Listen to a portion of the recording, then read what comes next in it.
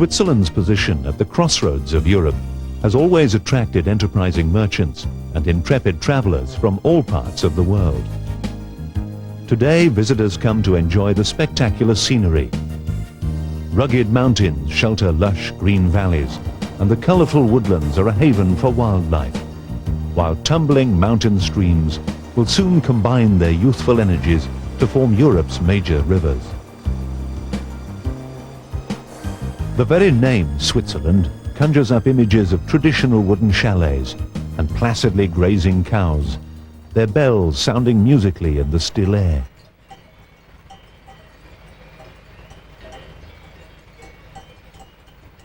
Some of the most majestic alpine scenery is to be found in Switzerland's largest canton, Graubünden, which lies in the southeast of the country, sharing borders with Austria and Italy. All this area of the Alps attract great numbers of tourists. In the summer, its unspoiled forests are a paradise for ramblers enjoying the sunshine. But in winter, the snow transforms the landscape into a wonderland for the alpine sportsman.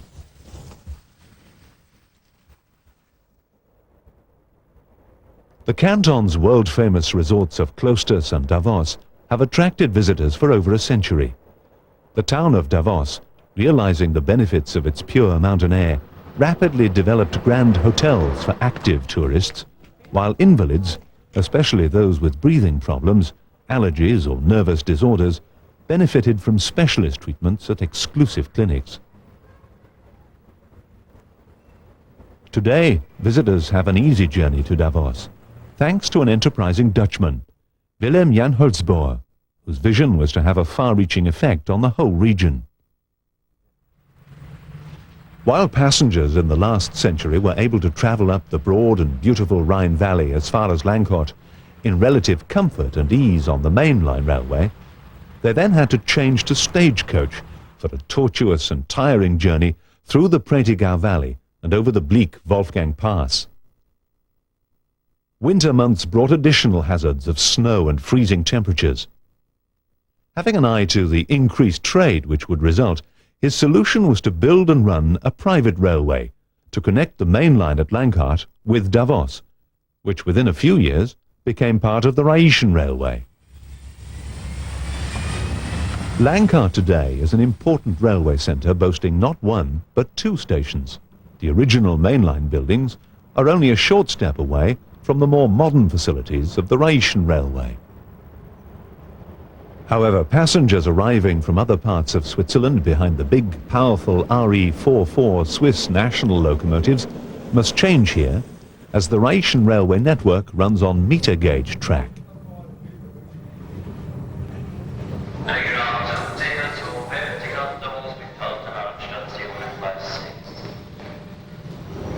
The train to Davos will be pulled by one of the modern 600 series electric locomotives, built by SLM and Brown Boveri in the 1970s and 80s.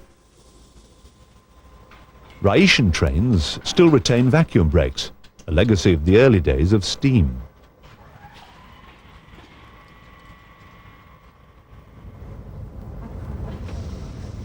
A final safety check on the brakes, and our train is ready to begin its journey.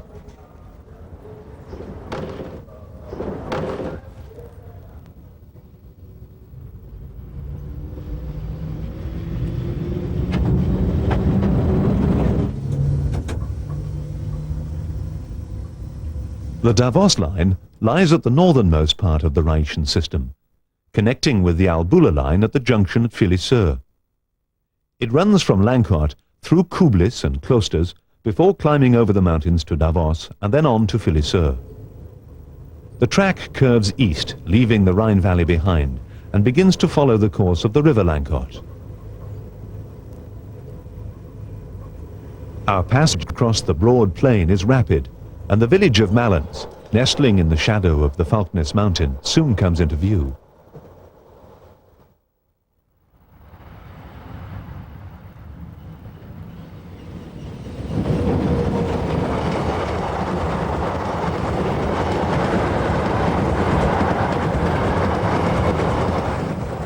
The vineyards on the surrounding slopes indicate that this is a wine-growing area. Grapes have been cultivated here since Roman times, and the region is justly famous for its high-quality red and white wine. Most of the vintage is consumed locally and can be a welcome refreshment for the thirsty traveller.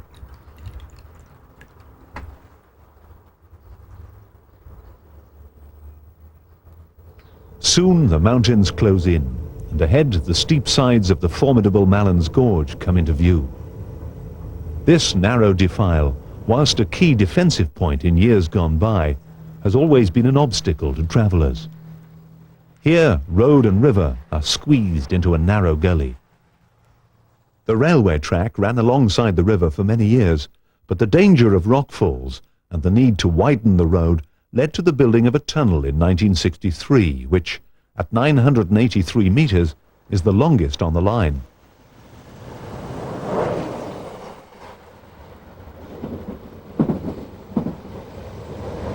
With the Malins Gorge disappearing behind us, the fertile Pratigau Valley opens out. The name Pratigau comes from the Latin pratum, or meadow, and the land surrounding the track remains largely pasture.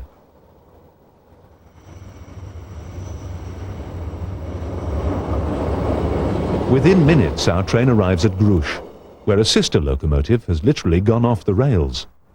Not content to stay at the station, it paid a surprise visit to the village museum.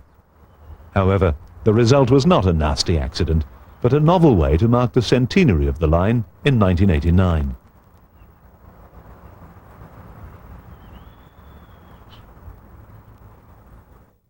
Picturesque Grush echoes its history in its buildings, which display a mixture of influences, particularly from Austria, whose border is only a few kilometers to the north. The Austrians dominated this part of the country for many years.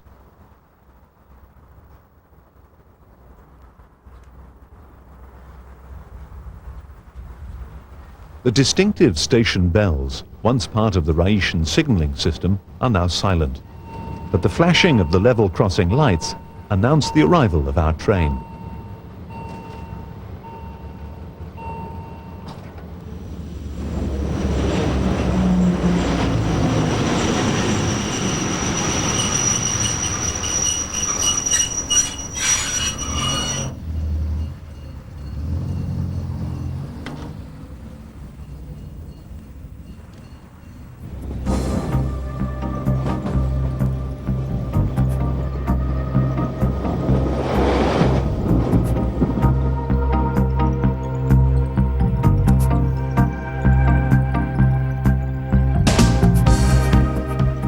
Once more the valley narrows, and again river, road and rail had to jostle for space. Originally, the track bed ran next to the river, but in 1978 a new tunnel was constructed, just part of the many improvements made by the Rhaetian Railway in the last few decades.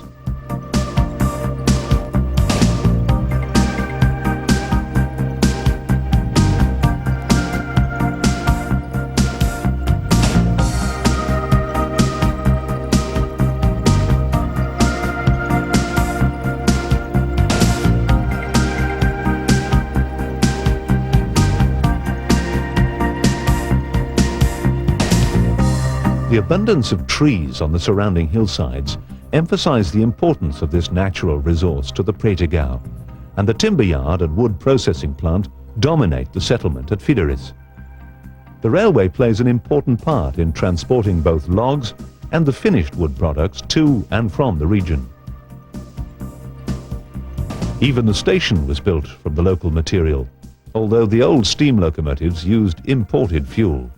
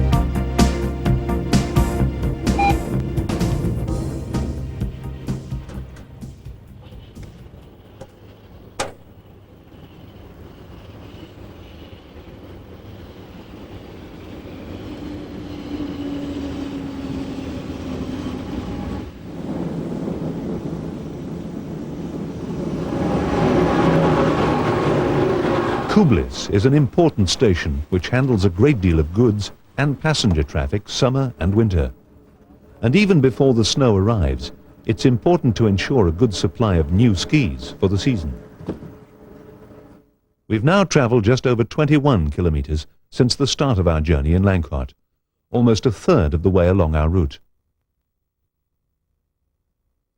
The large hydroelectric generating plant, a giant in the village, provides 2/3 of the power needed to drive all the locomotives along this line.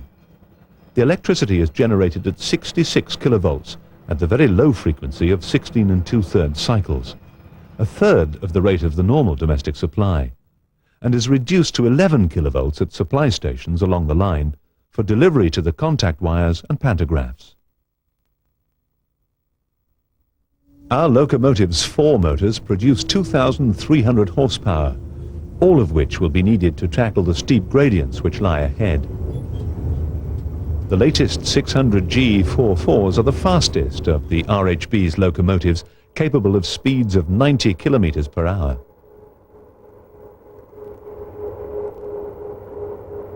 After Kublis, the line begins to climb steadily. We have already gained almost 300 meters in height since leaving Langquart, but we must now double this before arriving at Klosters. The train surges up the 1 in 23 gradient, passing through a tunnel constructed some 30 years ago. The water pipes for the generating station pass directly overhead, although the train travellers are totally unaware of this.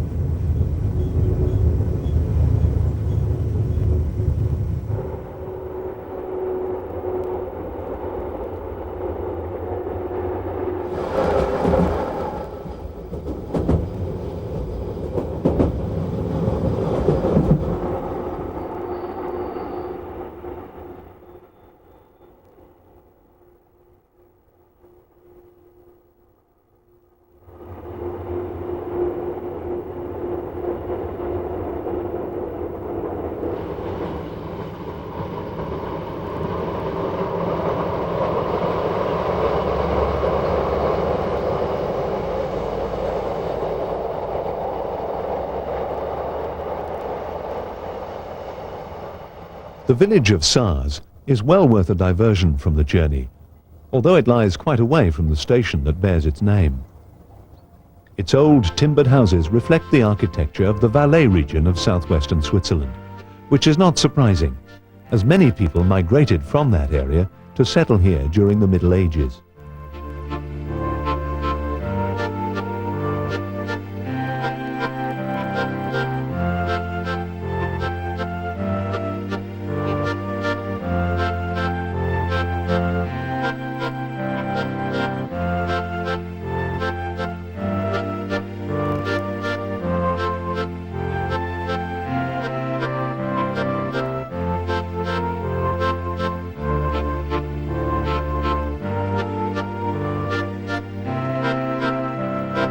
Autumn is a time of harvest. The orchards yield a rich store, and a good supply of logs is gathered for winter warmth.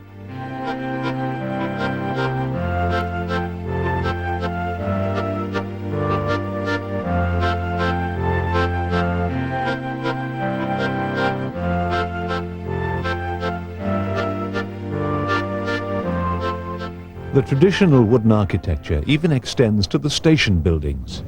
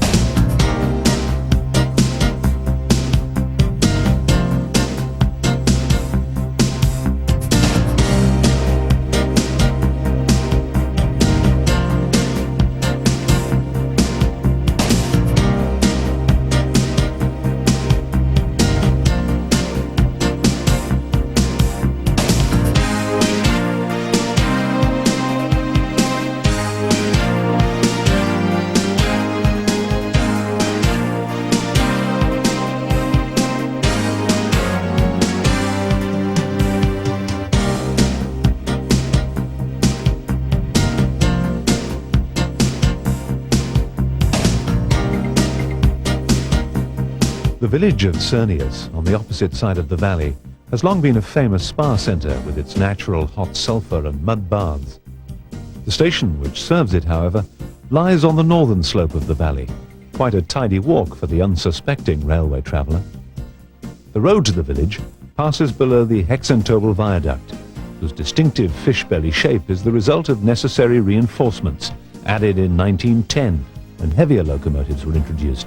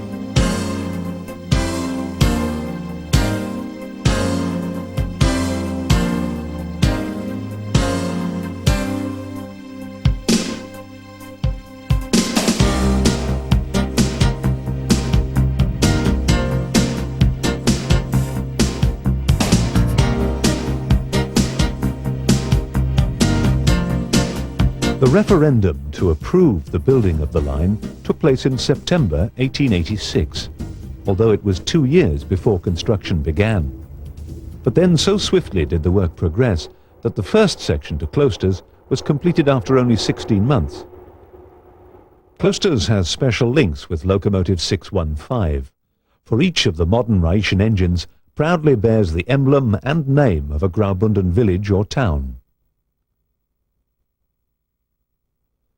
Many of the original steam locomotives carried names as well as numbers, with the Langkart Davos initials indicating a date before the merger with the Rhaetian Railway.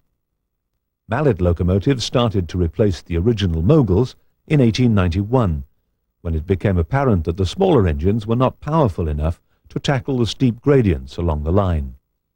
Sadly, most of the old steam locomotives are now only a memory. However, 2 of the last series, numbers 107 and 108, are still on the payroll and appear regularly, while 3 of the original mogul engines have also survived. Number 14 is now to be found on the Appenzellerbahnen in northeastern Switzerland, while number 11, Heidi, is a great attraction for the BOB in the Bernese Oberland.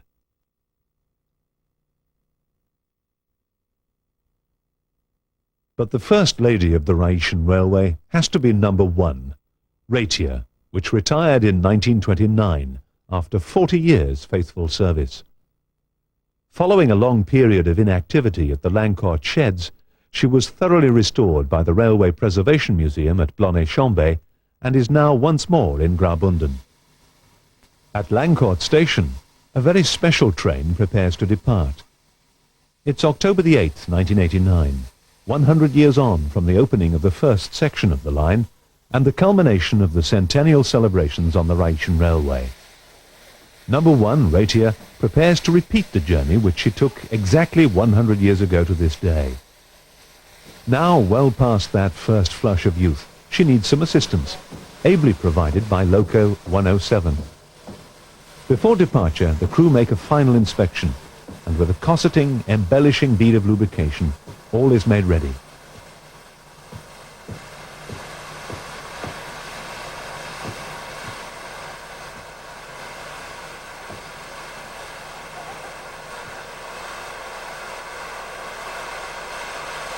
The day dawned cold and wet, with a forecast of snow, but that would not deter the fans from turning out to mark the occasion.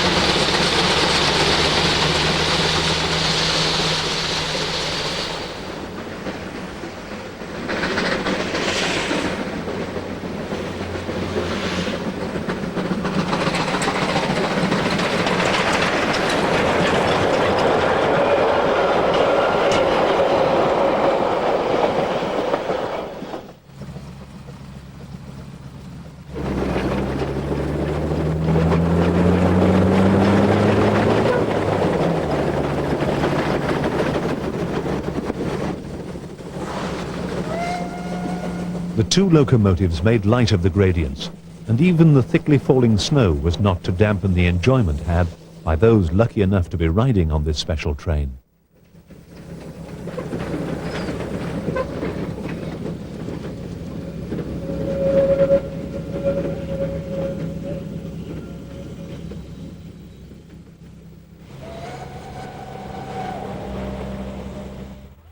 True to form, the grand old lady of the Ratische Bahn arrived in style, 100 years old and not the least bit out of breath.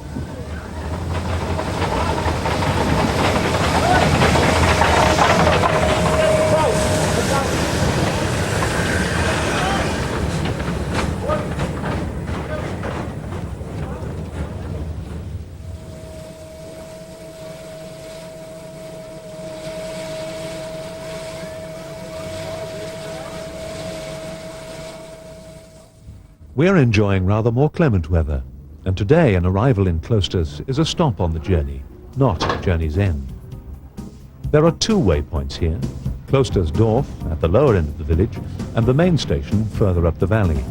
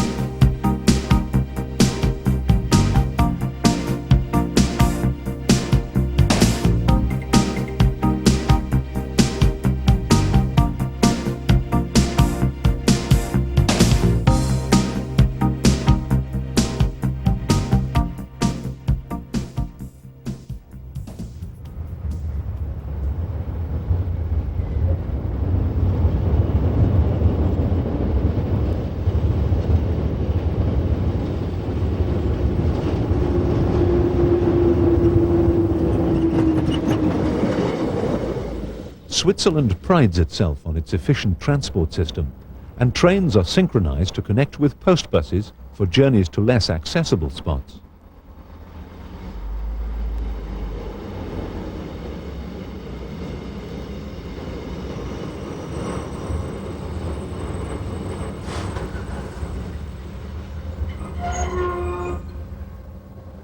Klosters is about halfway along the line, and our train has now covered some 33 kilometers and climbed over 667 meters since departing.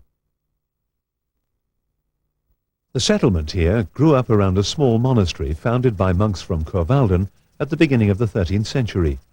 Indeed, the word Kloster is the German for cloister. During the Reformation, the wealth of the dissolved monastery was distributed by the monks amongst themselves.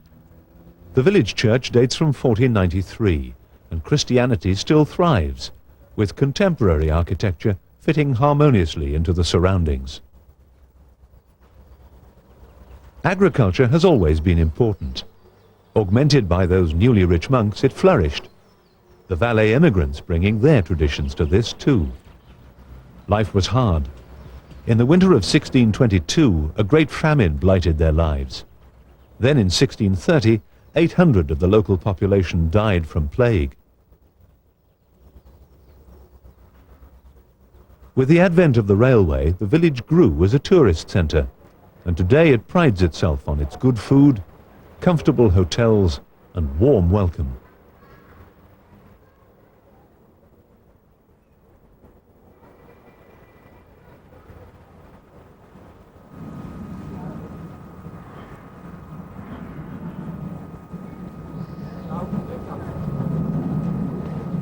Some people come for the name.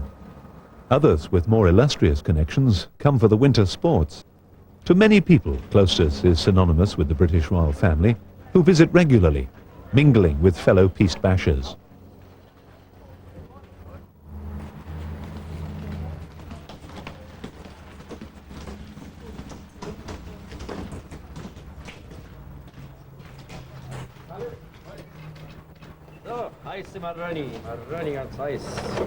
Hot chestnuts are a welcome feast to keep out the winter cold, before ascending to the white slopes high above the village.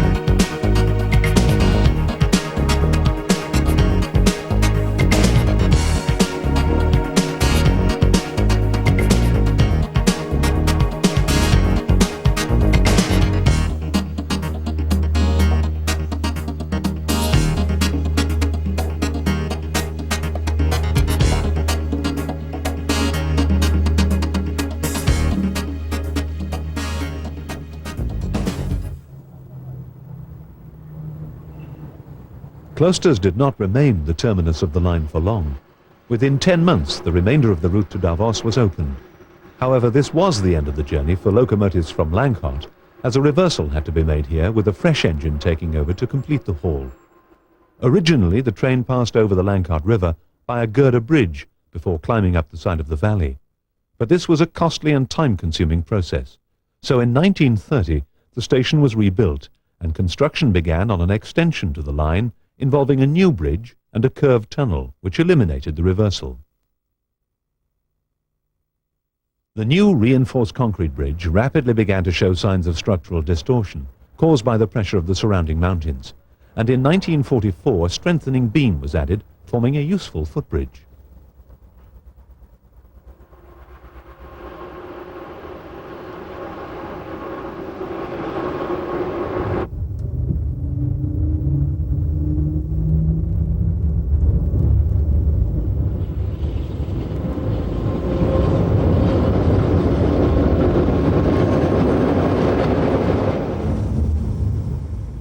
In order to gain the necessary height to cross the Wolfgang Pass, the railway builders were forced to take the line back down the south side of the Langkart Valley before looping back to continue the onward journey.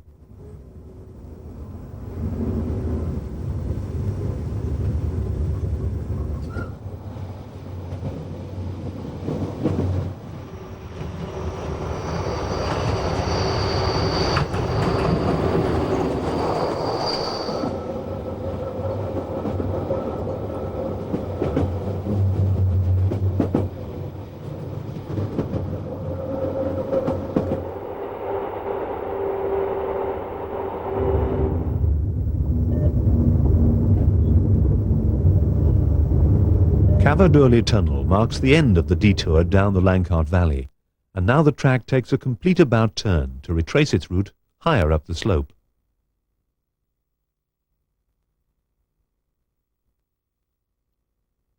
Work on the line is a continual process, and the tunnel, which was built in 1890, is now getting a facelift. Back into daylight, and a swift glimpse down onto the track over which we've just passed.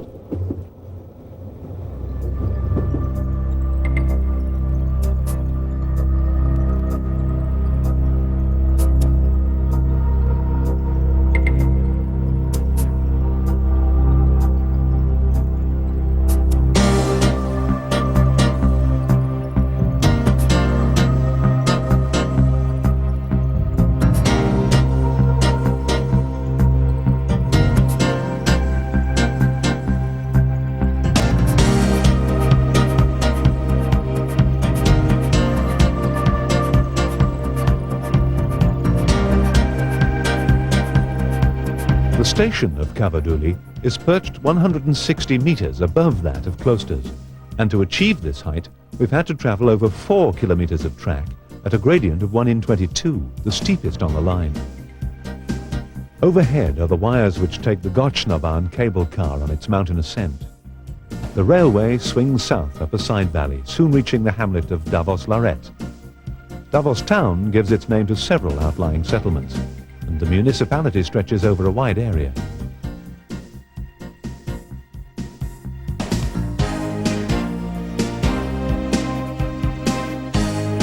Although the lake glistens blue in the sunshine, its name Schwarzsee, or Black Lake, indicates that reflections in this deep glacial pool are not always so placid.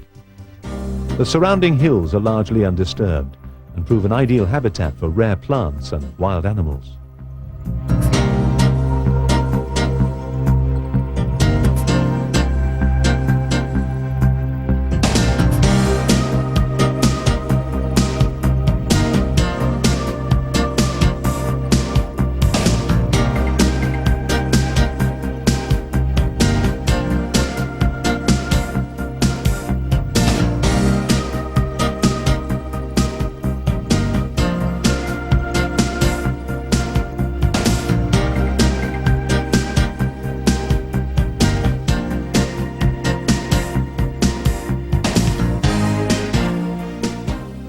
We are now approaching the highest point on the line, at 1,625 meters above sea level, and over 1,100 meters since the start of the journey at Langquart.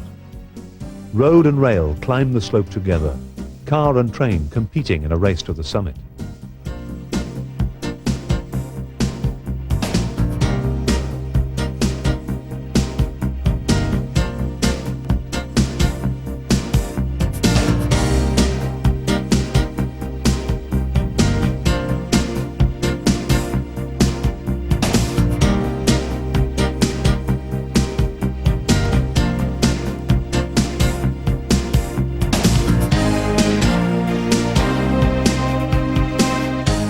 Through the trees of the Seahorn forest, we catch glimpses of Davos Lake, formed at the end of the Ice Age when a massive landslide dammed the valley. In summer, the Davoser Sea is a mecca for water sportsmen, while in winter, the lake hibernates under a blanket of ice and snow.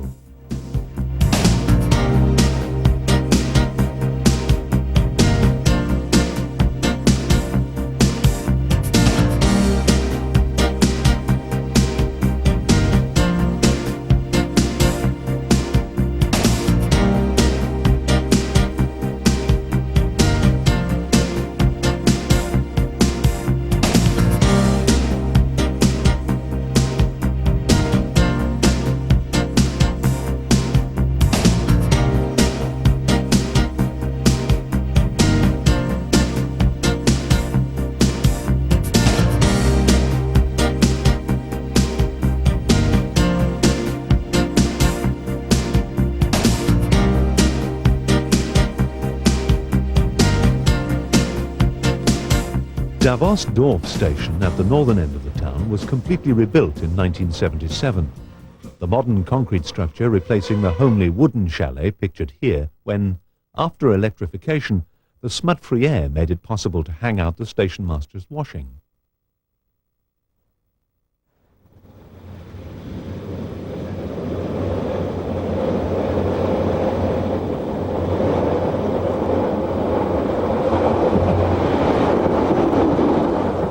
Davos is really two settlements in one, as Davos Dorf and Davos Platz have grown together over the years to form a single town, at 1,600 meters above sea level, the highest in Europe.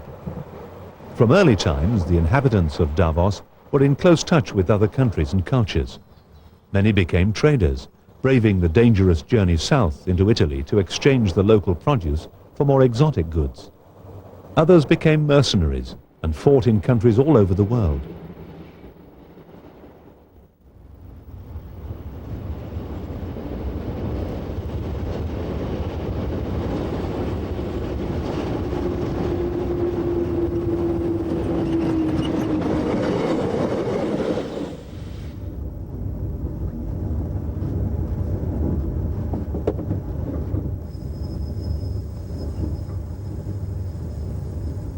Davos Platz station was the terminus of the line for several years, and even today it's still necessary for us to change onto the smaller local shuttle for the remainder of our journey to Filisur. Today's modern station, with its 3 canopied platforms, is a far cry from the original wooden building which served the town in the days of steam. The sun-twisted spire of the Church of St. Johann is a distinctive landmark.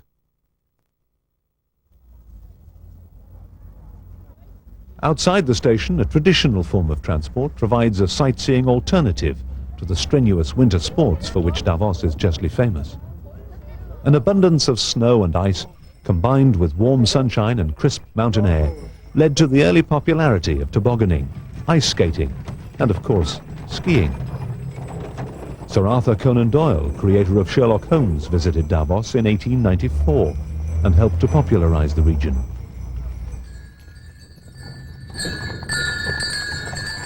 Sledging with horsepower is all very well, but smaller guests delight in speedier travel, and the mountains above Davos provide opportunities for thrills and spills galore.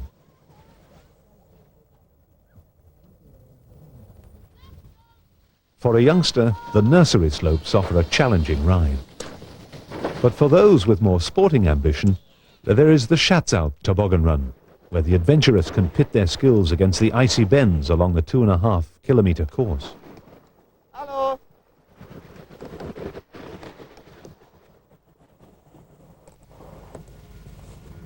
Back in the town, there's more winter fun. A short stroll along the elegant Davos High Street brings us to the ice rink complex. Originally, the frozen lake provided sport for local skaters, but in 1869, the first official rink was built to cater for the tourist influx. Such was the demand that within 2 years it had to be enlarged, and today Davos boasts one of the world's biggest natural ice rinks.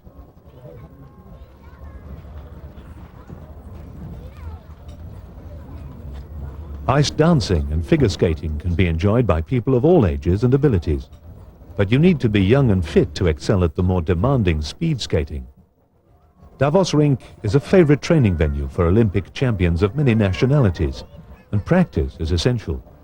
Though even for the expert, the ice does not always run smooth.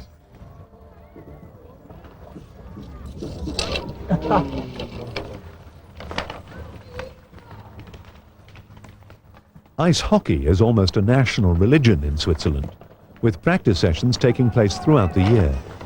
Davos has a world-renowned team founded in the 1920s, which today has the advantage of an indoor rink bearing the distinctive roof shape that identifies it as one of the most prominent landmarks of the town, winter and summer.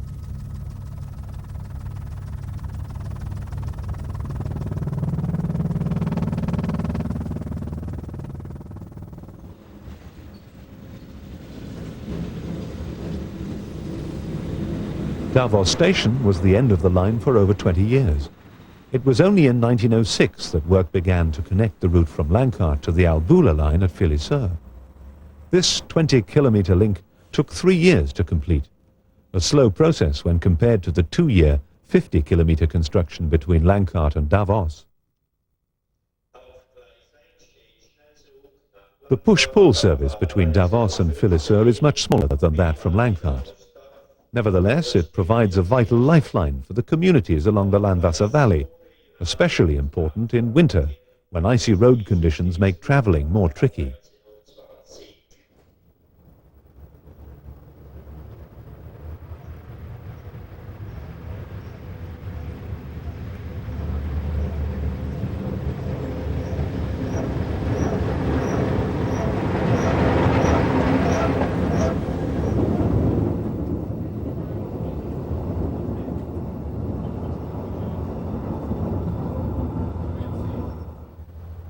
We have now passed over the watershed, leaving the Langkart River well behind, and our journey now follows the Landwasser River Valley. The narrowness of the terrain ahead means that river and rail are never far apart during the journey.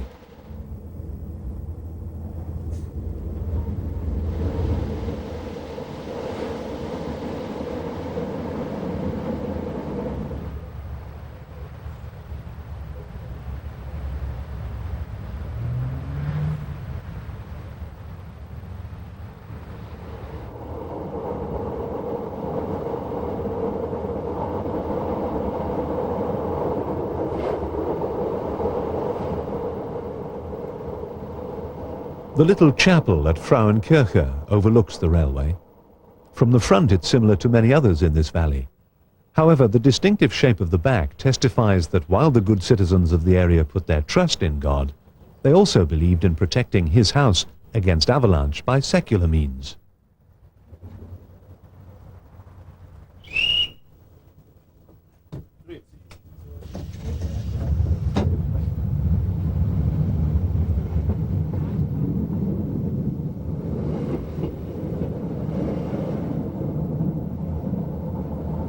This region is largely agricultural, with the cows grazing on the high Alps in summer, preserving the valley grass against winter shortage ahead. Chalets built in traditional style are scattered all around the region, and the stations en route serve a whole area rather than individual settlements.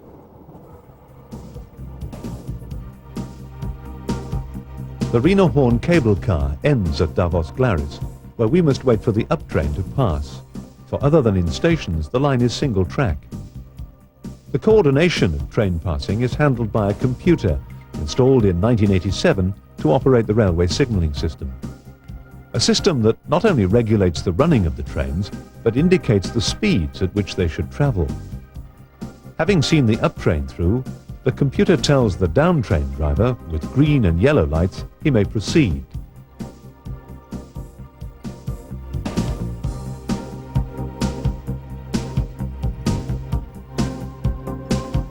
Up to this point, the building of the railway was relatively easy, but with the entry into the Zugen Gorge, the valley narrows, and the line has to pass over impressive viaducts and through numerous tunnels before emerging into the Albula Valley.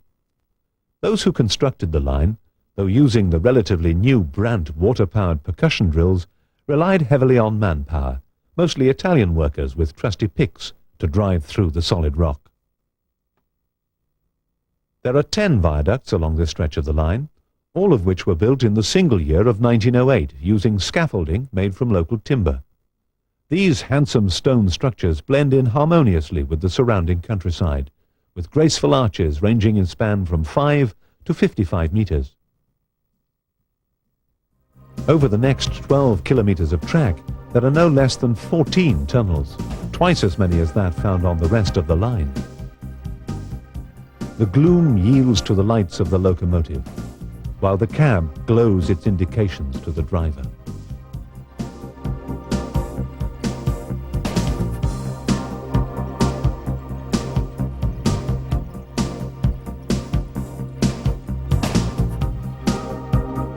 At Brombads, the railway builders were faced with the task of bringing the line across the river Landwasser.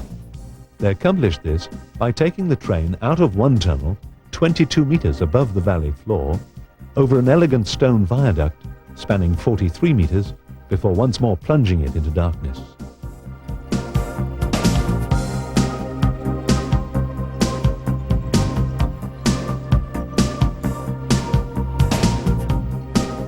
Wiesen village, perched high on the mountainside, is one of several settlements on the line which gives its name to stations far below. At Wiesen, the train pauses momentarily while preparing to cross one of the most spectacular viaducts in the whole of Switzerland. Using wood from the surrounding trees, the builders made an immense scaffolding upon which to lay their stone. Working 87 meters above the river bed, they built a structure over 200 meters long, with a central arch spanning some 55 meters. This magnificent stone construction is one of the largest masonry arches in the world.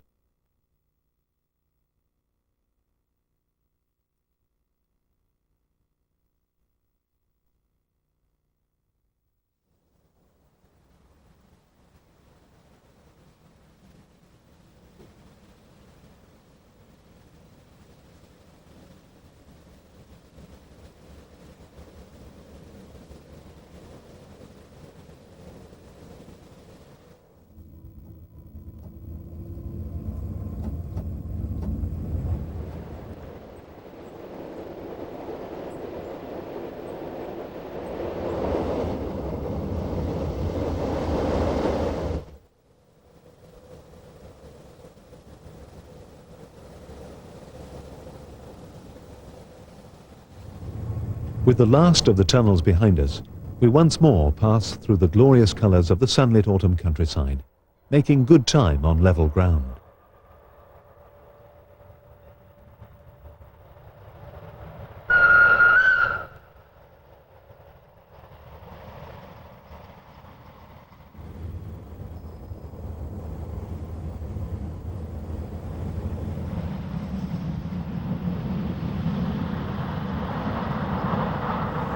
Below us, we catch a glimpse of the track of the Albula line, which we will shortly join.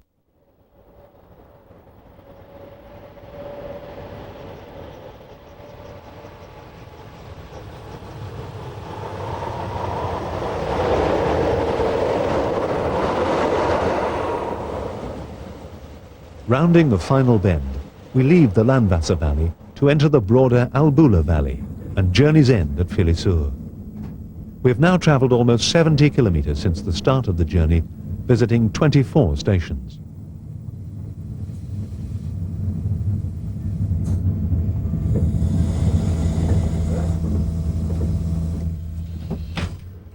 Filisur is the end of the Davos line, and there's the chance to explore the pretty village nestling in the valley below the station, with its old houses painted in typical local fashion.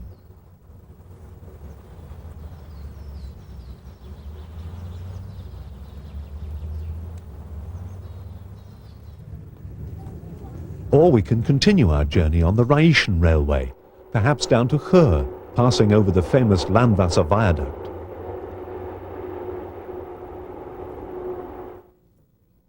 Or alternatively, catch the connection to Samoritz through the breathtaking Bergun to Preda spirals. Whatever our choice, Filisur, at the heart of Canton Graubünden, is probably best reached by the distinctive and delightful Davos line.